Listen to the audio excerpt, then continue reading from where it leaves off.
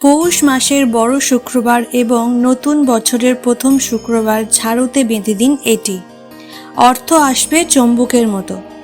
নমস্কার বন্ধুরা, আধ্যাত্মিক দর্শন চ্যানেলে আপনাদের সবাইকে জানাই স্বাগত। আশা করছি প্রত্যেকেই ভালো আছেন এবং সুস্থও আছেন। আজকের ভিডিওটিতে একটি খুবই গুরুত্বপূর্ণ বিষয় নিয়ে আলোচনা করব। আজকের ভিডিওর আলোচনা বিষয় হচ্ছে ঝাড়ু বা ঝাঁটা, যেটি দিয়ে আমরা প্রতিদিন সকালে ঘর দোর পরিষ্কার করে থাকি। ঝাড়ু বা ঝাঁটাকে মা লক্ষ্মীর প্রতীক বলে মনে করা হয়। তার কারণ প্রতিদিন ঝাড়ুর সাহায্যেই আমরা নোংরা এবং আবর্জনা পরিষ্কার করে থাকি।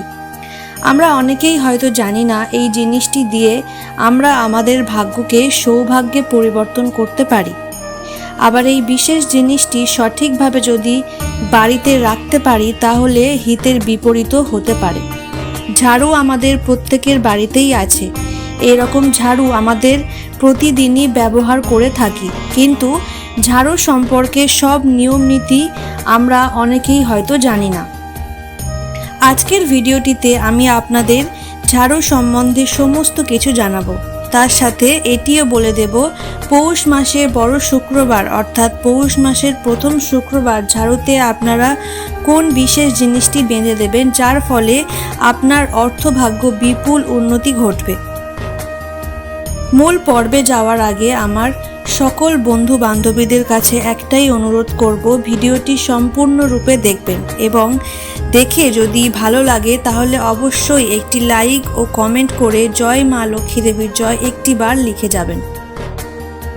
আর অবশ্যই করে আপনার নিকটবর্তী বন্ধু বান্ধব আত্মীয় স্বজনদের সাথে ভিডিওটি শেয়ার করতে ভুলবেন না, যাতে তারাও এই ভিডিওটি দেখে কিছুটা উপকৃত হতে পারে। বন্ধুরা, শুক্রবার দিন এই কাজটি করলে আপনাদের জীবনে অনেক সুখ। ঝাড়ু হলো মা লক্ষ্মীর প্রতীক। হিন্দু ধর্মে ঝাড়ুকে অত্যন্ত গুরুত্ব দেওয়া হয়। তাই ধনতেরাসের সময় প্রত্যেকেই বাড়িতে একটি নতুন ঝাড়ু কিনে নিয়ে আসা হয়, কারণ মনে করা হয় ঝাড়ুতে দেবী লক্ষ্মীর বাস। তাই প্রতিটি হিন্দু বাড়িতেই ঝাড়ুতে পা দেওয়া হয় না। এমনকি এটির উপর যদি পা ভুল করে লাগানো হয়ে যায় তাহলে অতিলম্বে তার কাছে ক্ষমা চাওয়া উচিত। হিন্দু ধর্মে ঝাড়ুর গুরুত্ব অপরিসীম। আসলে ঝাড়ু কেবল ঘর পরিষ্কার করে না, এটি নেতিবাচকতা দূর করতে এবং সুখ সমৃদ্ধি আনতেও কাজ করে। ঝাড়ু রাখতে গিয়ে কোনো ব্যক্তি ভুল করলে তার ফল ভোগ করতে হবে। ঝাড়ু রাখার মূল নিয়ম যদি না জানা হয় তাহলে এটি একটি করে রাখলে ঝাড়ু লাভ আমন্ত্রণ। শুধু তাই নয়, এর ফলে সমস্ত সমৃদ্ধিও নষ্ট হয়ে যেতে পারে এবং ব্যক্তিকে দারিদ্রতার সম্মুখীন হতে পারে। আমরা অনেকেই জানি যে ঝাড়ু কোন দিকে রাখতে হয়। ঝাড়ু রাখার সঠিক দিক হলো দক্ষিণ পশ্চিম বা পশ্চিম দিক। অনেকে ভুল করে বাড়ির যেখানে সেখানে ঝাড়ু রেখে দেন। ঝাড়ু রাখার দিক সর্বদাই দক্ষিণ পশ্চিম বা পশ্চিম দিকে রাখতে হয়। ভুল করেও বাড়ির উত্তর পূর্ব দিকে ঝাড়ু রাখবেন না। এতে মা লক্ষ্মীর রুষ্ট হন এবং গৃহ ত্যাগ করেন। তখন পরিবারে যা যা প্রকার সমস্যার সম্মুখীন হতে হয় তা আপনারা কল্পনাও করতে পারবেন না। এমনকি এতটাই ইতিবাচক শক্তি ছড়িয়ে পড়ে যে একটি ধনী ব্যক্তিও দরিদ্র হয়ে যেতে পারে। তাছাড়া ঝাড়ু সবসময় লুকিয়ে বা দৃষ্টির অগোচরে রাখা উচিত। ঝাড়ু কখনোই শোবার ঘরে বা রান্নাঘরে রাখতে নেই। ঝাড়ু কখনোই দাঁড় করিয়ে রাখবেন না, সর্বদা ঝাড়ু শুইয়ে রাখা উচিত। ঝাড়ু দাঁড় করিয়ে রাখলে আপনার অর্থনৈতিক অবস্থার অবনতি ঘটবে। ঝাড়ু দেওয়ার ও সঠিক নিয়ম আছে। যে কোনো সময়ে ঘর ঝাড় দেওয়া চলে না। ঝাড়ু দেওয়ার সঠিক সময় হচ্ছে সর্বদাই সূর্যোদয়ের সময়। সেই সময় আপনার ঘর দোর খুব ভালো করে ঝাঁট দিন এবং তারপর মুছে নিয়ে ঘর গঙ্গার জল ছিটিয়ে দিন। এর ফলে ঘরে পজিটিভ শক্তির বজায় থাকে। কিন্তু ভুলেও সন্ধেবেলায় অথবা সূর্যাস্তের পরে ঘরে ঝাড়ু দেবেন না। সন্ধেবেলার সময়টি হচ্ছে পূজা অর্চনার সময়। এই সময় ঘরে ঝাড়ু দিলে মা লক্ষ্মী অত্যন্ত রুষ্ট হন। ঝাড়ু যদি ভেঙে যায় তখন আমরা নতুন ঝাড়ু কিনি, তবে কিন্তু ঝাড়ু কেনার সময় একটা খেয়াল রাখতে হবে যে শুক্লপক্ষে যে কোনো নতুন ঝাড়ু কেনা না হয়, অর্থাৎ মানুষ ঝাড়ু সবসময় কৃষ্ণপক্ষে কেনা শুভ বলে মনে করা হয়।